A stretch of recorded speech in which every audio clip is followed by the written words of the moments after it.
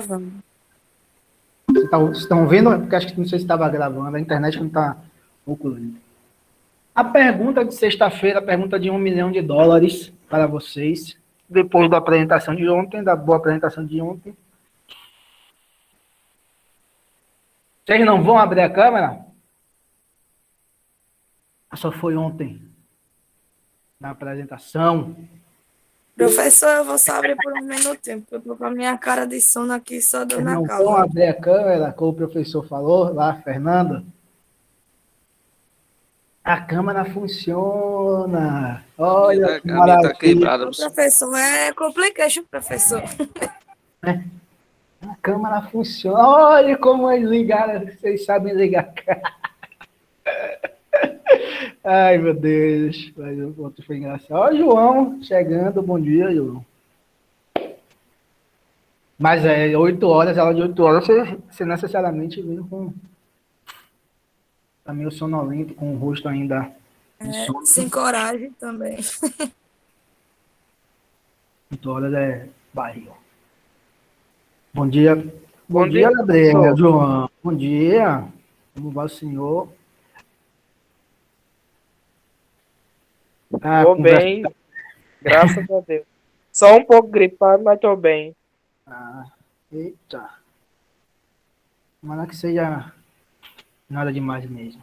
A gente tem que marcar uma aula de reposição, né, viu? Por quê? Porque na semana passada, você lembra que nós falamos sobre a apresentação, né? No momento da aula agora, que nós falamos sobre a apresentação, que estava ainda com alguns ajustes a serem feitos, né? Aí eu não dei o conteúdo da aula, estou dando a primeira aula do conteúdo agora, né? Então depois a gente vê isso.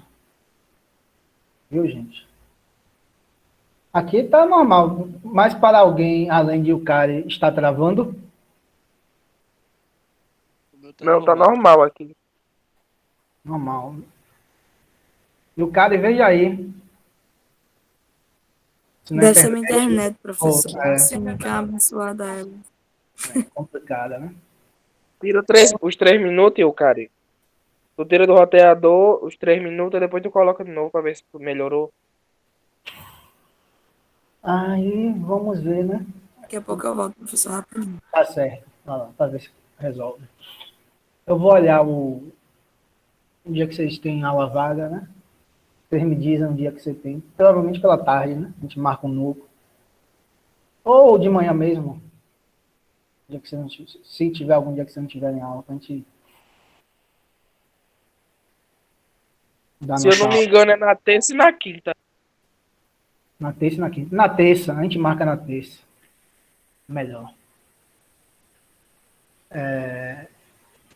Esperar o resultado da apresentação, né, João? Vamos ver, né, como é que ficou. Mas temos que dar aula, gente.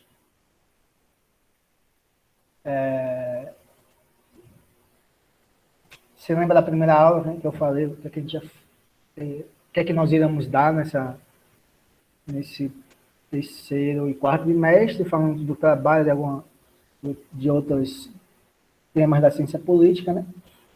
Então, vamos começar a falar do senhor Durkheim, né? Ele entende, compreende, gente, o que é esse período que nós estamos vivendo até hoje, né? Com todas as transformações, né? Mas as transformações não foram suficientes para uma mudança de modo de produção, né? Muda e continua a mesma coisa, né?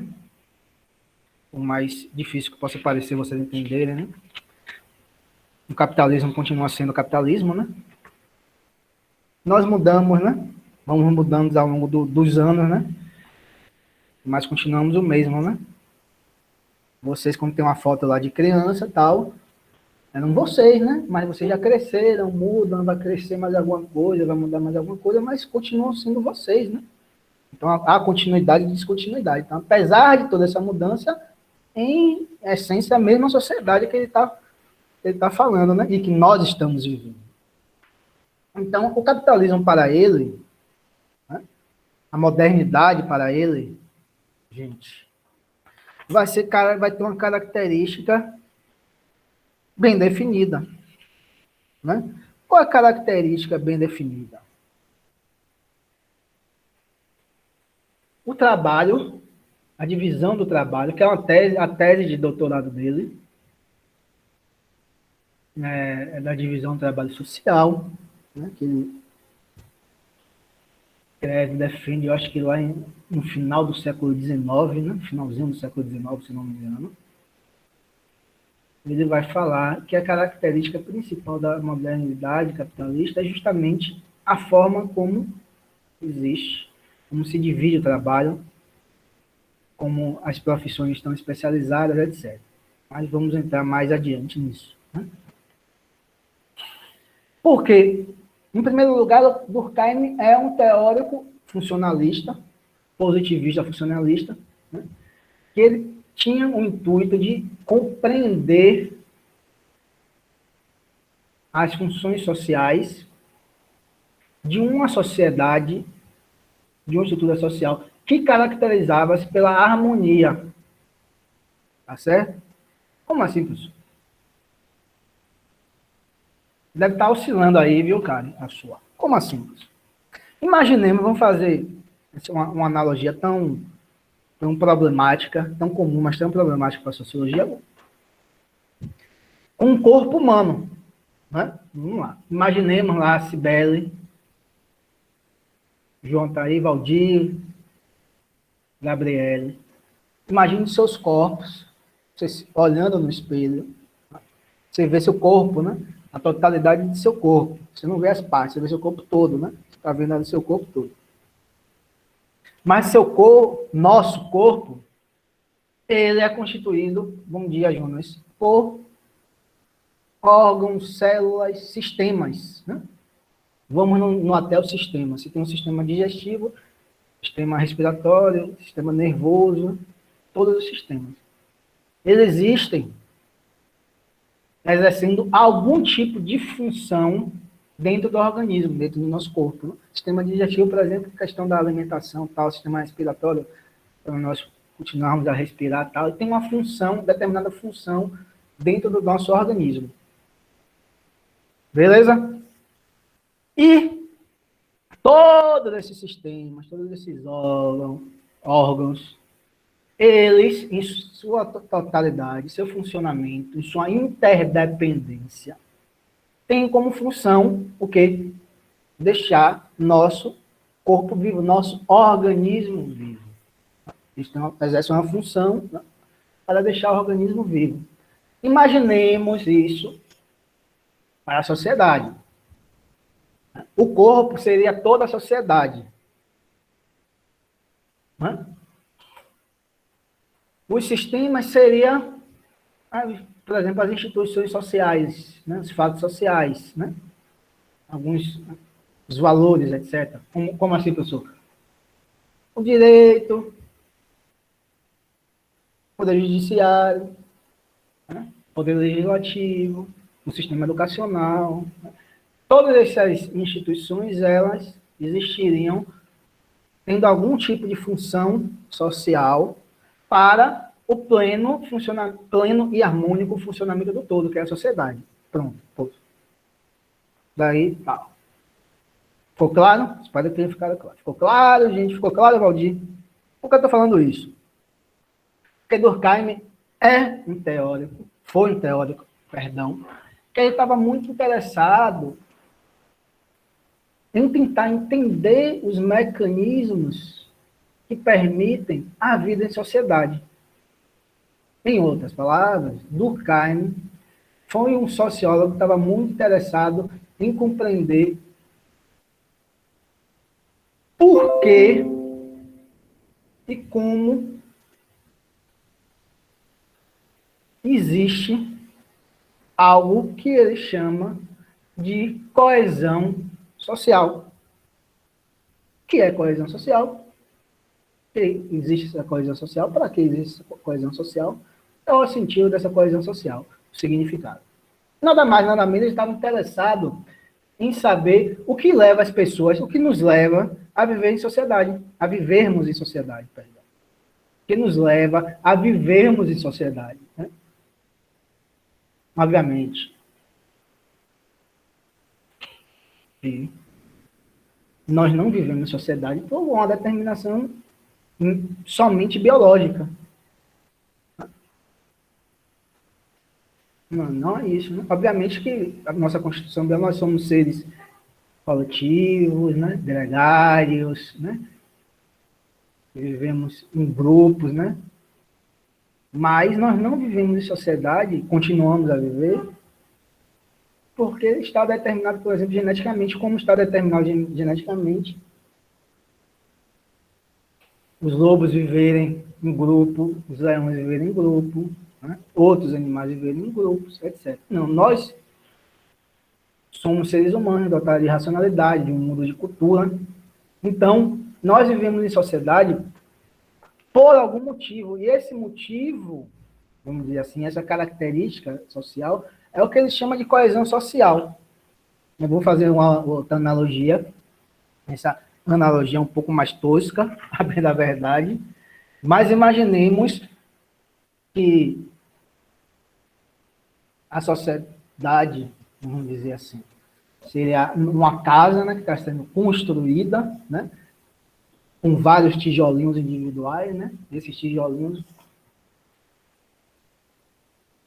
podem ser comparados a nós, indivíduos, né? E para que um tijolinho fique do lado de outro tijolinho e não caia, não quebre, etc., quem está construindo a casa geralmente põe cimento, né? Uma massa com cimento, areia, etc., arenoso e tal, para ficar bem firme, né? Imagine que essa vamos dizer assim, essa determinada característica social, essa determinada qualidade social,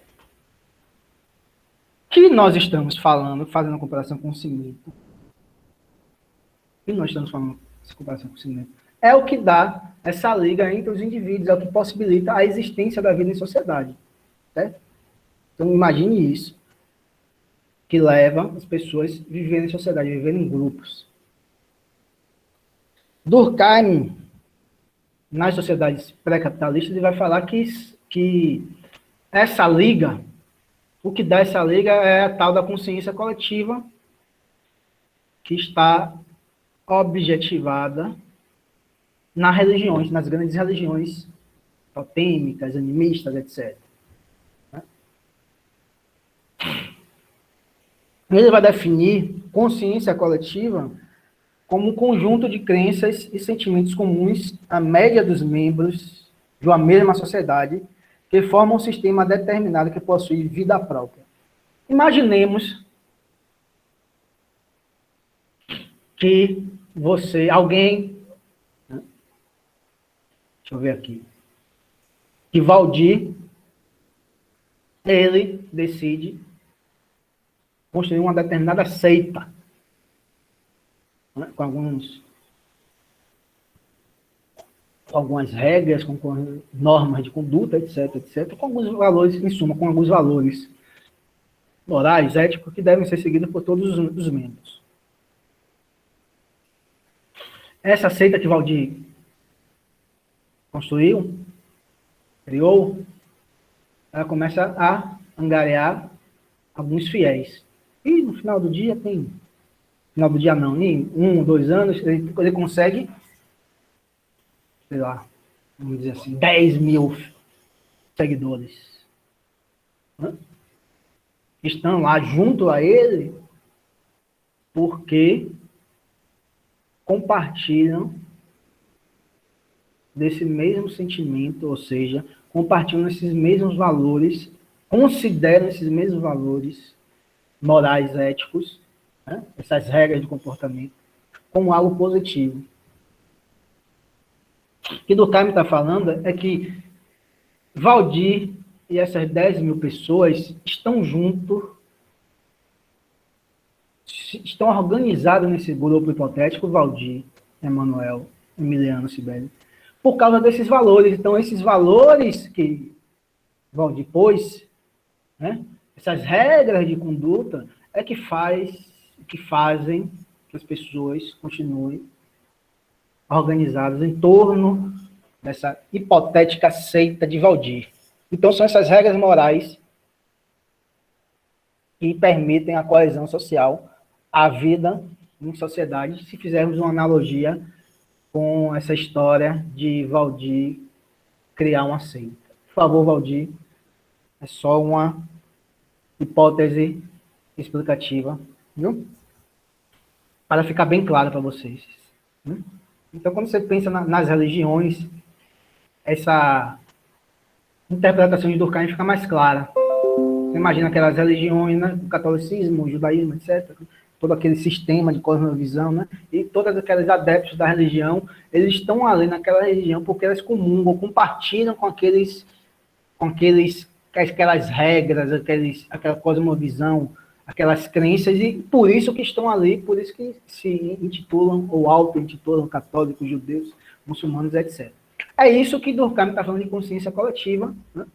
E se efetiva através, principalmente, da religião. Só que nessas sociedades pré-capitalistas, né, ocorre um fenômeno interessante. Né? Essa consciência coletiva tem um peso muito grande. Tem um peso muito grande.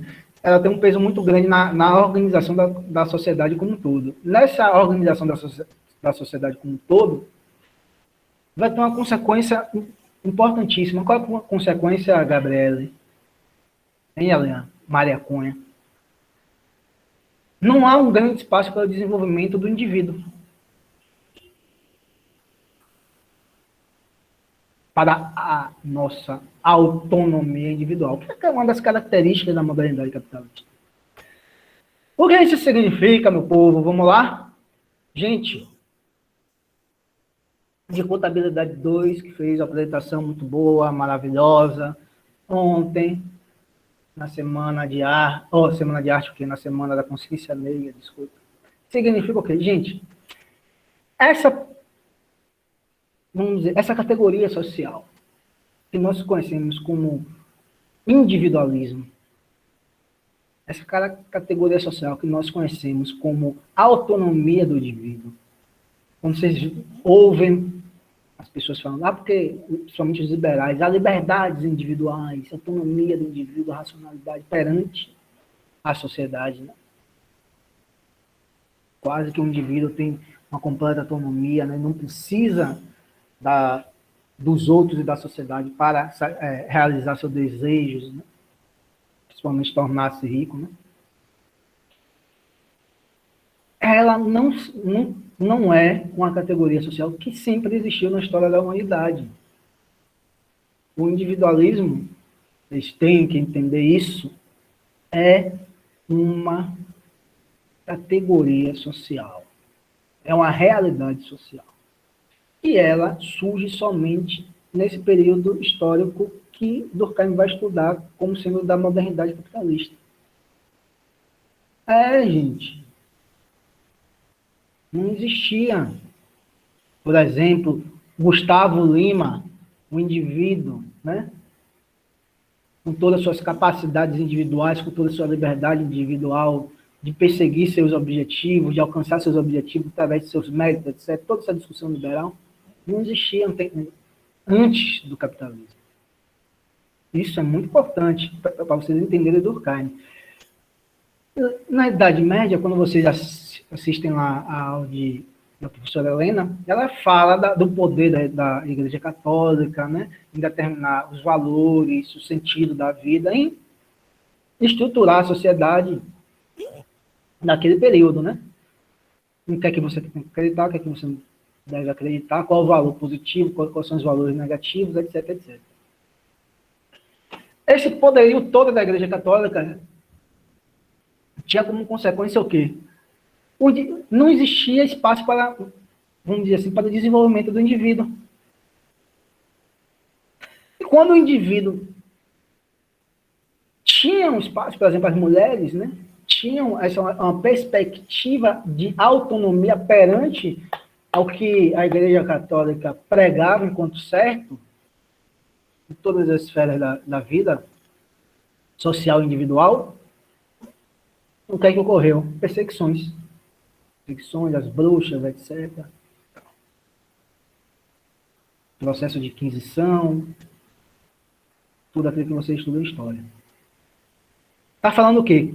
Eram pessoas, indivíduos, que, grosso modo, atentavam com a Igreja Católica, com essa instituição mais poderosa daquele período histórico, né? Dessa consciência coletiva, e a consciência coletiva respondia queimando-as. Né? Por que queimando-as? Aí ele vai falar a consciência, a solidariedade mecânica, que é referente a esse tipo de sociedade, ela se caracteriza pelo um direito de natureza punitiva. Então, qualquer transgressão às regras sociais eram punidas de uma forma absurdamente assimétrica. Né? Você, às vezes, cometia vamos dizer assim, algum deslize, né? Que significava não seguir determinadas regras sociais, você era morto, sofria torturas, etc., porque a consciência coletiva tem um poder muito grande, né? E qualquer tipo de comportamento desviante era visto como uma ameaça à vida em sociedade. Isso é lá. Por isso é extremamente diferente, né? Da nossa sociedade. Né? Ainda bem, né? Isso realmente é positivo, né? Porque já pensou você transgredir alguma norma social, porque se transgredir alguma norma social, você ter a cabeça cortada, ou ser julgado? Né? Complicada, né, gente? Então, nesse sentido, realmente, houve um avanço, né, da modernidade capitalista. Outro exemplo, vamos dar outro exemplo? Para vocês entenderem essa relação indivíduo-sociedade, do poder da consciência coletiva, do poder da sociedade sobre o indivíduo, como vai se inverter no capitalismo. Sócrates, né? Lá na Grécia Antiga, aquele filósofo, né? Sócrates, aconteceu o quê? Em determinado momento, ele foi condenado à morte, né? Só que ele não foi condenado à morte. Só. Não foi dada a sentença à morte. Tá? O que foi que aconteceu? Alguém sabe essa história de Sócrates? Você sabe, Valdir? Não, professor. Sabe, Gustavo? Gustavo? Alian? Oi, professor. Você sabe essa história de Sócrates? Eu já ouvi falar, mas agora não me vem a memória. Ele não foi somente condenado à morte. Ele foi dada possibilidades. Foi falado assim para ele: você vai morrer, você vai tomar um veneno para morrer, ou você vai ter que deixar Atenas. Olha a diferença da sociedade, da organização da sociedade. Imagine você transgrediu alguma norma social e foi-se culta, Jonas. Exatamente. Aí Jonas fala, Jonas, se você transgrediu a norma social, aí você foi julgado, aí o juiz falou, Jonas, você vai ter que morrer, vai ter que se jogar do viaduto lá, certo? Lá no Rio Nilo, com os crocodilos do Nilo lá, ou você vai ter que morar, sei lá, no Japão, etc. Hoje em dia, obviamente, vocês falaram, pô, vou morar no Japão, não tem problema nenhum. Aprende a língua, por mais difícil que seja a cultura e tal, né? As diferenças culturais, mas entre você morrer e deixar o Brasil, eu acho que alguém escolheria morrer? Vou até perguntar para vocês. Não, eu escolheria ir para o país. Mais alguém? Valdir, qual seria a sua escolha, Jonas? Sibeli, acho que vocês todos, né? Escolheram. Vou vazar, pegar o avião e ir para o Japão, ou para a China, ou para qualquer outro país. Sócrates não fez Mas isso. naquele tempo era diferente, né, professor? É. Não, tirando essas condicionantes, né, Leandro? Tirando isso. Sócrates escolhe o quê, gente? Morrer, tomar o veneno. Sócrates escolhe tomar o veneno. Você fala, puxa, Mas por que ele é escolheu morrer, absurdo, professor? porque ele... Gente, porque a relação entre indivíduo e sociedade era tão diferente lá nessa sociedade, onde imperava a solidariedade mecânica, segundo Durkheim, né? Que fora de Atenas, Sócrates, ele não tinha, vamos dizer assim, a identidade de Sócrates era tão ligada à vida em Atenas que fora dela ele não tinha, ele era destituído, ele perdia essa identidade. Ou seja, ele não seria ninguém. Ele literalmente ele não tinha condições de viver em outra localidade que não fosse Atenas. Agora você vai perguntar por quê? Porque naquele período o indivíduo estava fortemente ligado à sociedade, à totalidade social. Ele era um indivíduo de Atenas. Ele não tinha, fora de lá ele era nada, fora de lá ele não tinha nenhum sentido à vida. Por isso que ele escolheu a morte. Entre dar o vazário, né? E ficar vivo, e ter que morrer, ele escolheu ter que morrer. Aí você pergunta, por que vocês escolhem a viagem? Lógico, porque nós estamos numa sociedade em que existe uma maior autonomia do indivíduo. Tendo uma maior autonomia do indivíduo, a sociedade não tem um peso muito grande na determinação do comportamento do indivíduo. Não é que não tem um peso muito grande igual nas sociedades passadas. Então, nós temos autonomia, então você vai falar, você vai morar lá no Japão? Tá certo. Vou lá no Japão, continuar minha vida.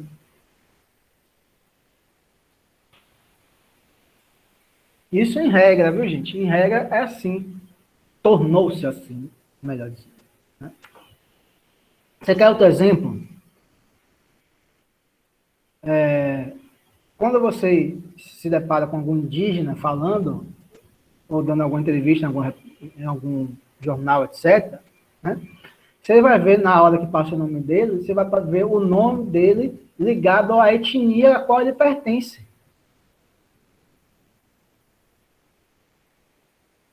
Por que ligado à etnia a qual ele pertence? Porque a identidade social dele, a existência social dele está fortemente vinculada à tribo indígena a qual ele está pertencendo.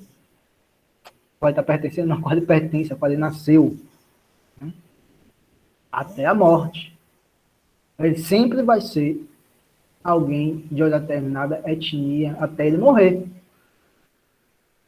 Nós temos identidade, obviamente que todos nós temos identidade, né? Não existe ser humano sem identidade. Aí a importância grande das identidades nacionais. Né?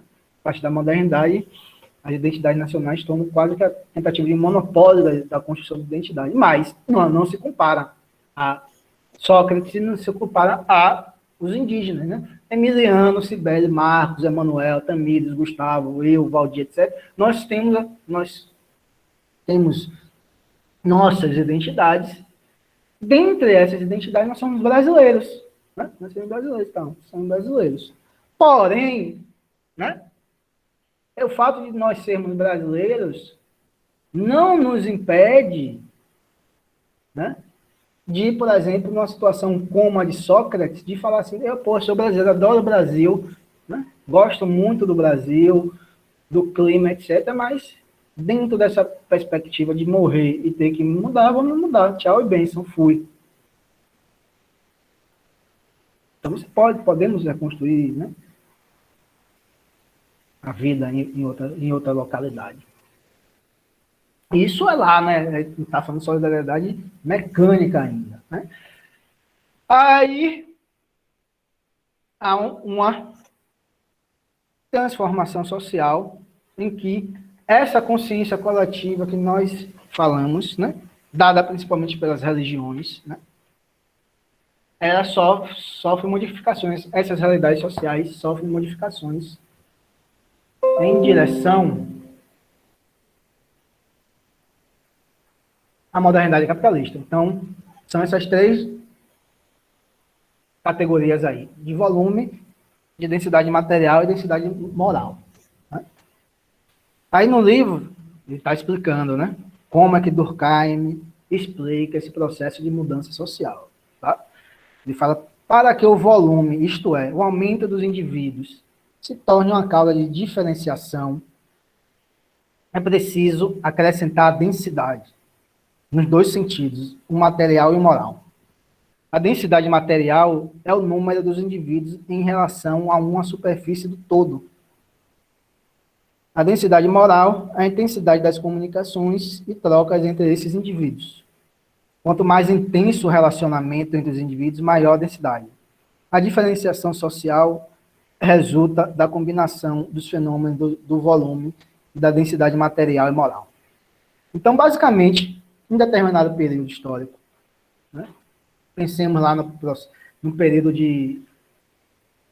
da Baixa Idade Média, né, no período de transição para o modo de produção capitalista, né, o que aconteceu? Aumentou o número de indivíduos, né, a densidade material aumentou, né, o número de indivíduos aumentou, obviamente, a densidade populacional vai aumentar. E naquele período também o comércio vai retomando a sua importância na vida social, né?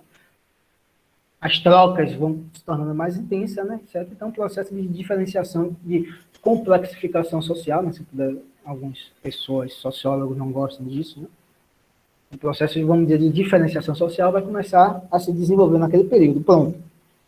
Não existe, teoricamente, não, na prática, né? Os grandes países europeus, né? Na maioria dos países, deixou de ser aquela lógica lá da solidariedade mecânica, da consciência coletiva, do pouco espaço do desenvolvimento do indivíduo, do caráter bastante coercitivo da sociedade, etc. E fomos para o outro lado, né? A modernidade capitalista caracteriza-se pela, obviamente, solidariedade orgânica, né? Pelo desenvolvimento da maior autonomia de nós, indivíduos sociais, né? A sociedade, obviamente, a sociedade sempre vai existir na interpretação de Durkheim, né? Mas a sociedade vai ter um peso menor, né, no processo de coercitividade, né, na determinação do comportamento dos indivíduos, que encontrava lá, por exemplo, né, na Grécia Antiga.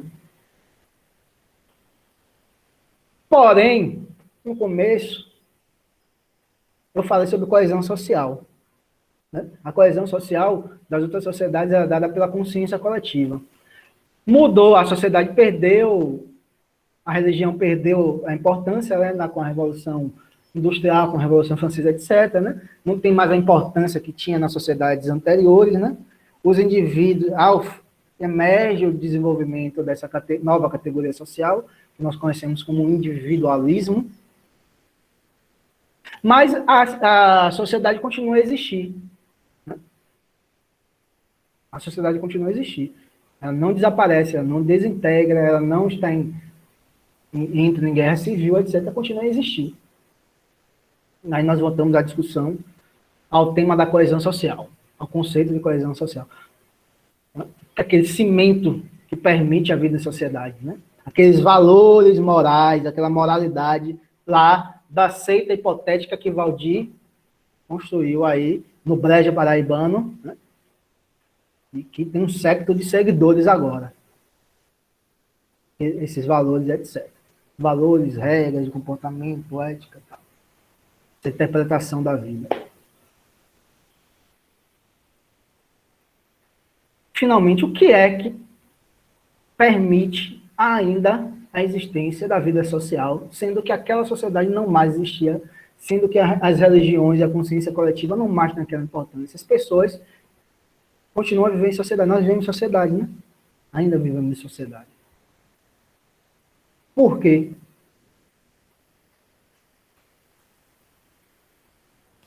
Alguém chuta o porquê ou os porquês disso ainda ocorrer? O que vai exercer a função social daquele cimento da analogia feita por mim? O que é que vai ser esse cimento? Aí Durkheim vai falar. A sociedade moderna se caracteriza por uma extrema especialização do trabalho, uma extrema divisão do trabalho. Grosso modo. Eu, enquanto indivíduo, enquanto vivente na sociedade capitalista, lá no Brasil do século XXI, no ano de 2021, sou professor de Sociologia do Instituto Federal. Nós necessitamos dos engenheiros que pensaram, projetaram, etc., nossas cidades, ou parte das nossas cidades. Né? Nós precisamos daqueles trabalhadores, né, que lidam com a construção de estradas, etc. Nós precisamos de profissionais que trabalham com tecnologia, internet, etc. Nós precisamos de pessoas que saibam trabalhar com eletricidade. E todas essas pessoas, em um momento da vida, precisam de algum tipo de professor para, pelo menos, aprender a falar, né? Aprender a falar, escrever, etc. Ou seja, olha aqui que do cara fala. Aí, professor, o que mais ganha é o professor, né? Mas ganha raiva, né, Gustavo? Que se estressa mais, né? Aí, olha o que o cara está falando. Sua verdadeira função de quê? Da divisão do trabalho, tá, gente? É criar entre duas ou várias pessoas um sentimento de solidariedade. Por que de solidariedade? Uma nova moralidade. Por quê? Porque há o processo de diferenciação social tão grande, né, dada pela divisão do trabalho, que nós necessitamos do outro sempre. Desculpe. Nós precisamos lá daqueles cientistas, né? Aqueles cientistas lá ingleses, suecos, dos Estados Unidos, chineses, etc., para produzir a vacina. Não. Nós precisamos dos agricultores da agricultura familiar para plantar, produzir nossa alimentação. Né? Nós precisamos dos trabalhadores que fabricam, por exemplo, os ônibus, os carros, etc. Então, essa independência produz uma interdependência, ou seja, como a sociedade é tão dividida, tão especializada, que uma pessoa, obviamente, vai precisar de outras pessoas para que ela tenha o acesso a todas essas, vamos dizer, essas benesses da modernidade capitalista. Né? Então, nós todos estamos precisando, por exemplo, da galera que trabalha com a internet, né? A internet daqui está funcionando direitinho, né? Então, nós estamos precisando muito dela. Né? Se tivesse lá, tem internet, essa coisa, a gente estava... O ensino remoto seria muito difícil, não poderia existir, né? Então, ele está falando nesse sentido. Mudou, a sociedade mudou. Em que sentido?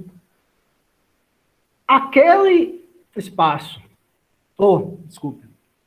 aquela consciência coletiva, né? Que se efetivava principalmente nas religiões, que funcionava como aquele cimento social, que ligava as pessoas, que fazia com que as pessoas vivessem em sociedade, a tal da solidariedade mecânica, ela fosse substituída em nossa sociedade pela divisão do trabalho. Então, essa crescente especialização, né? Cada pessoa torna-se especialista em alguma coisa. O que é que tornar-se especialista? Eu sou professor, sou seu professor. Não tem mais nada não. Né? E de sociologia, né? Eu posso falar alguma coisa de história, de direito, né? De geografia, mas alguma coisa bem superficial. Eu não vou saber fazer outra coisa. Né? Assim como o engenheiro não vai saber falar de sociologia, se bem que todo mundo gosta de falar de sociologia, né? Pensa que sociologia é bagunça, né? Sociologia, história, filosofia, as ciências humanas em geral. Essa galera pensa que é bagunça, né? Então todo mundo pode falar. Mas o inverso não, né? Então, eu não vou saber fazer o que o engenheiro faz. O engenheiro não vai saber o que lecionar a minha disciplina. Né? Então, há uma interdependência nesse sentido. Um está dependendo do outro. Né? Vocês vão estudar, se formar, etc., em determinada área tal. Então, ele está falando isso. Nossa sociedade é a divisão do trabalho, que serve como esse cimento social, porque ele produz um tipo de solidariedade, sentimento de solidariedade. Tá certo, gente? Aí ele vai falar que a importância, né, vai ser do direito, a predominância vai ser do direito restitutivo, né, não mais do direito punitivo e tal coisa. Aí vai desenvolver sua tese sobre isso, como eu estou explicando. Não sabe por que ele estava interessado nisso? Lógico que o interesse de Durkheim sempre foi esse. Eu não sei se vocês conhecem Thomas Hobbes, né? Thomas Hobbes foi um teórico inglês, não lembro de qual século ele foi. Mas ele foi do século, não sei se foi 17 ou 18, etc., ou um pouco antes. Não sei se foi daquela época, né? Estava se desenvolvendo o capitalismo lá na Inglaterra, né? E ele escreveu um livro chamado Leviatã, né? Leviatã, ele tem uma parte que é interessantíssima, que o entendimento da sociedade para Hobbes era o quê? A sociedade caracterizava-se pela guerra de todos contra todos, né? Quando você olhar essa expressão, guerra de todos contra todos, é de Hobbes, né? Significava isso, a guerra de todos contra todos é a concorrência capitalista, né? Concorrência entre os indivíduos, entre as empresas, etc. Né? Então, ele interpretava que aquela nova sociedade, né, que tem como a concorrência, vamos dizer assim, tem um alto valor dentro dessa sociedade, né, como sendo a característica da vida em sociedade em geral. Só que se nós formos analisados, a guerra de todos contra todos inviabilizaria a própria existência da sociedade, né? Grosso modo, né? Se nós vivêssemos sempre guerreando de todos contra todos, a própria vida em sociedade, né, tornaria-se difícil, né? Que abriria espaço para uma guerra civil. Né? Aí por isso que ele vai falar que surge o Estado, não o Estado, né? As pessoas abrem mão de parte de sua individualidade para viver em sociedade, mediada pelo Estado, etc. Justamente que o Estado ele vai ser aquele Leviatã, porque ele vai tentar botar um freio nessa relação, teoricamente, hostil e enfraquecida entre os indivíduos. Durkheim está partindo dessa perspectiva. Durkheim estava se perguntando também, olha, se nessa sociedade é a sociedade que se desenvolve um individualismo, as pessoas não estão interessadas só em satisfazer as necessidades delas mesmas, como é que a sociedade ainda funciona? Por que a sociedade ainda fica de pé? Né? Porque as pessoas, por exemplo, porque Sibéria não dá uma porrada em Emiliano, Emiliano não dá uma porrada em Jonas, Jonas dá uma porrada em Tamires, né? Para conseguir dinheiro. Por quê? Ele vai falar porque a tal da divisão, a tal da divisão do trabalho social vai produzir mais do que regras. Ele está falando que vai produzir um sentimento de solidariedade e vai permitir que continue existindo sociedade. Porque nós vivemos numa sociedade em que a concorrência está no centro de nossa sociabilidade, né? Por isso que que Hobbes fala lá da guerra de todos contra todos. Tá certo? Então, eu estava interessado em falar sobre a coesão social, né? Estava tentando explicar, poxa, por que que leva as pessoas a viverem em sociedade, né? Que é o conceito de coesão social, né? O que que liga as pessoas?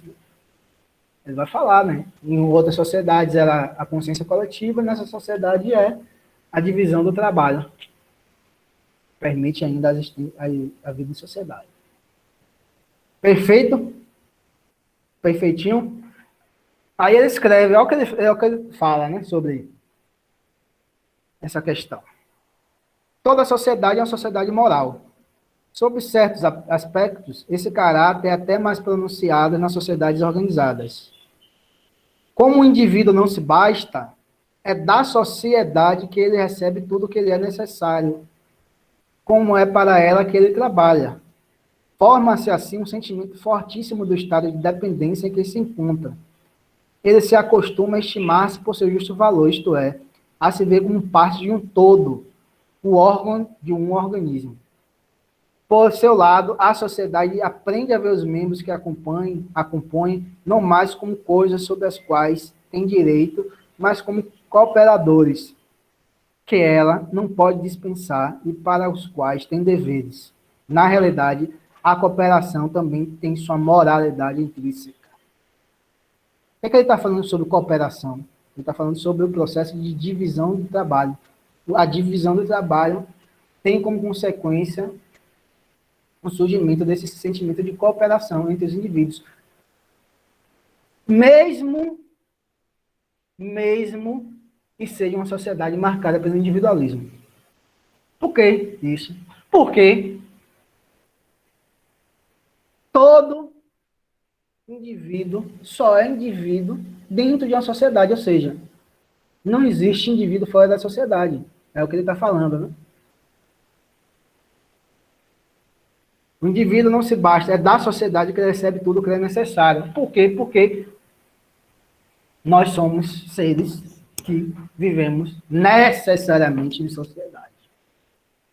Então ele está explicando, olha, além dessa, apesar disso tudo, seguimos firmes e fortes vivendo em sociedade. Apesar de todas as brigas, guerras, etc., concorrência, ainda se vive em sociedade. Mas, para complicar um pouco, nós vamos seguir até meio-dia essa aula, viu, gente? Não há pontos contraditórios. Existe esse processo de coesão social dada pela divisão do trabalho, mas não são tudo maravilhas, né? Há crises sociais, né? Há problemas sociais, há turbulências sociais, né? A sociedade, a modernidade tem muitas crises, né? A sociedade da crise. É nesse sentido que ele vai desenvolver um outro conceito para explicar a nossa sociedade, a nossa moderna sociedade capitalista. Que outro conceito é esse que ele vai nos explicar? Para que nós possamos entender a nossa realidade. É o conceito de anomia social. O conceito de anomia social também vai ser central no pensamento sociológico de Durkheim, para explicar as crises sociais que emergem dessa sociedade que nós estamos vivendo. Porque a crise social ela é muito grande, ela é muito intensa, ela ocorre com muita frequência em nossa sociedade. Ele vai falar assim, a anomia social também é uma característica central dessa sociedade. Ou seja, está chamando a atenção, né, para o caráter contraditório, né, da modernidade capitalista, né, que é dada pelo esse conceito de anomia social. Então, vamos falar sobre anomia social até meio-dia. Tá certo? Vocês vão ficar aqui falando comigo. Mas é brincadeira, logicamente que é brincadeira, né, gente? Na próxima aula a gente vai falar sobre anomia social mesmo. A gente vai entender o polo, vamos dizer assim, o polo negativo da interpretação de Durkheim sobre a modernidade, para vocês entenderem. Então, gente, eu estava falando que na última aula, né, que ocorreu aqui na última aula, nós não demos nenhum o conteúdo da aula, porque a gente estava falando sobre discutindo um pouco a apresentação que ocorreu ontem. Né? Então, nós temos que marcar uma aula extra. João Gabriel, não sei nem se ele está aí ainda. Não, eu acho que a internet dele caiu. João Gabriel disse que era terça ou quinta. Né? Quinta-feira, qual é o horário que vocês podem? Antes de ter essa... Pela tarde, né? Tarde eu posso. Pela tarde, que horas? 2 horas. Tem uma aula vaga. Então, ela levar de também. manhã. Que horas, Ilcari? É a De última aula que é vaga. 10 às 11, né? Isso. E aí, gente? É melhor de tarde ou essa de 10 às 11? Valdir? A de 10 às 11, Giovana, professor. concorda? Prefiro de manhã. Oi? Prefiro de manhã, de 10 10 às a 11. 11. Tá combinado terça-feira? De 10 às 11, gente? Gustavo? Combinado, Então professor. tá combinado. Então, Jonas, Tamires, está tudo combinado.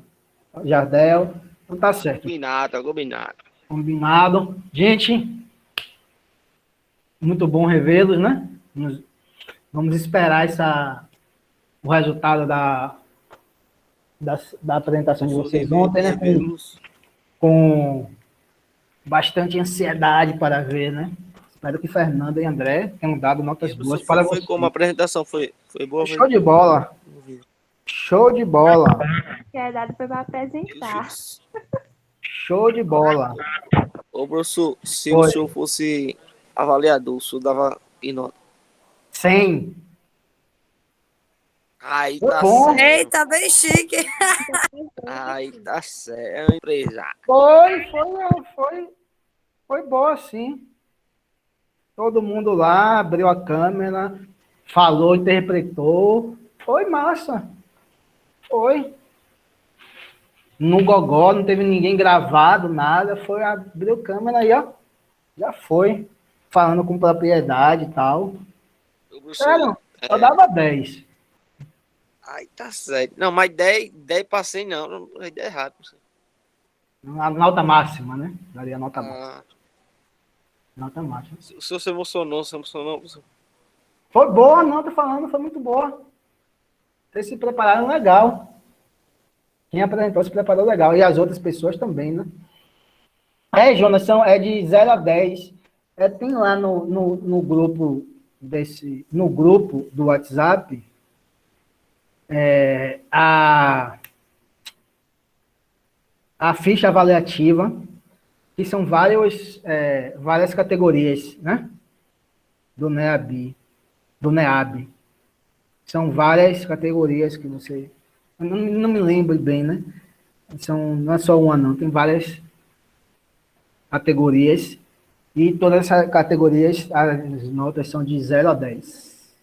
Ô, professor, essa nota aí, ela vai valer pra gente? Não, essa nota que eu estou falando é para vocês ganharem um prêmio.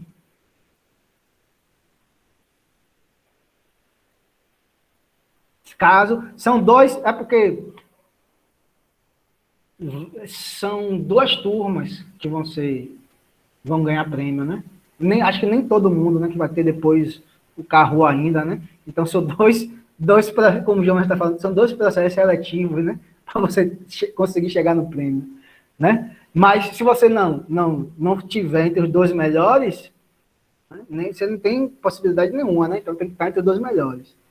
Aí depois vai ter essa outra do carro, né? Acho que são os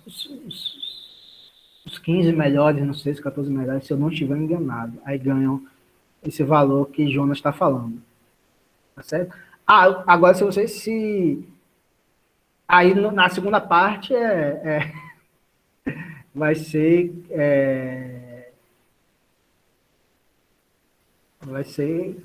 com vocês mesmos, né? Vai ser uma guerra de todos contra todos, né? Mas não levem como uma guerra, não. Vai ser só uma disputazinha, né? Entre vocês mesmos. O professor é 50 reais pra turma, né? Aí fica Não, 50 não centavos é pra para cada. todo mundo, não. Não vai ser para todo mundo, não.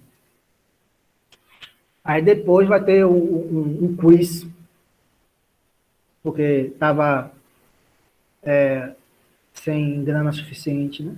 Lá em Brasília, né? Seu Bozo e Paulo Guedes, né? Cortando. Vai ficar sem grana. Não deu para... Não vai dar para todo mundo, né? Mas com relação à nota de vocês, ou se atrapalha, né? Com relação à nota de vocês, né? A nota já está, já sei a nota que eu vou dar para vocês, né? Só relacionado ao terceiro bimestre, né? Agora, depois eu Professor, no caso, rapidinho. no caso, o terceiro bimestre vai ser essa nota aí, é do senhor? Aí não teve atividade não, teve? Não, porque a gente não combinamos isso? Foi. Não foi combinado? Então pronto. Nota só. Aí depois eu vou Aí o quarto bimestre vai ser duas avaliações, professor? Ou é só vão um? ser duas. Vão ser duas. Aí depois eu vou ver quem participou, quem não participou. Quem participou, fique sossegado no terceiro bimestre, né? Quem participou, tal. Agora, quem não participou, né, a gente vai ter que ver o que a gente vai fazer, né? Deixa de ser feita outra atividade, né? Mas quem participou, fez lá, discutiu, etc., já tá show de bola. Viu? Agora, quem não participou, que deu mole, né? Se alguém não participou, que deu mole. Uma avaliação dessa, massa, né? Então, gente, vocês vão ter aula agora, não sei se vocês vão ter aula agora. Mas professor de matemática. falava um pouco atrasado para o professor. Tchau, professor. Tchau, até terça-feira. Até terça, viu, gente? Tchau.